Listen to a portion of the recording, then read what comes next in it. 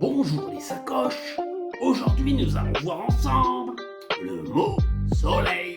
Soleil, c'est un nom masculin. Le soleil est un astre autour duquel gravitent les planètes du système solaire. Le diamètre du soleil qui a été mesuré au Pierre Collis est de 1,39 millions de kilomètres. Il est situé approximativement à 150 millions de kilomètres de la Terre. Le Soleil est une sphère dite gazeuse composée à 92,1%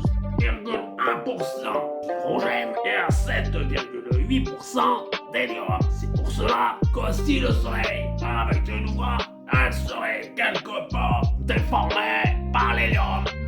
Des réactions de fusion nucléaire se déroulent en son cœur où règnent alors des conditions de température et de pression extrêmes.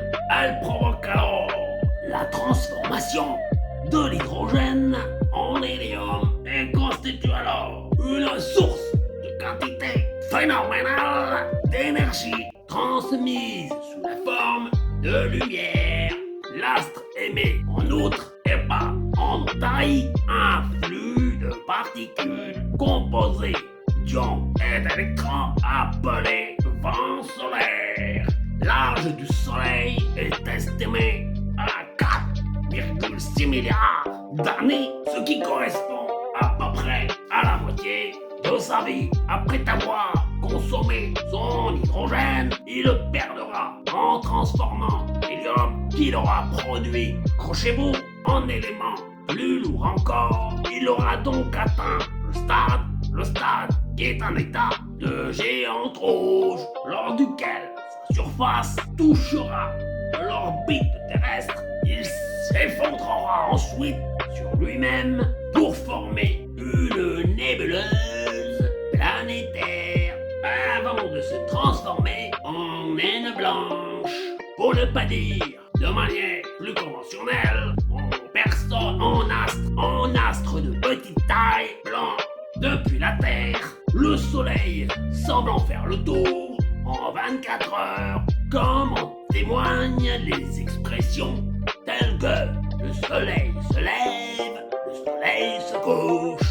Mais la physique de Copernic, Galilée, Kepler et enfin Newton, en caractérisant les mouvements des astres les uns par rapport aux autres, a permis que dans un référentiel lié aux étoiles, c'était la Terre et les autres planètes du système solaire qui se déplaçaient selon des orbites elliptiques autour du Soleil. La Terre tourne alors autour du Soleil et pas inversement. Cette contestation de la position géocentrique selon laquelle Dieu aurait placé la Terre immobile au centre de l'univers, mis plusieurs siècles à s'imposer. Il est en outre et pas en taille désormais établi que le Soleil est en mouvement autour du centre de la Voie lactée, pour ne pas dire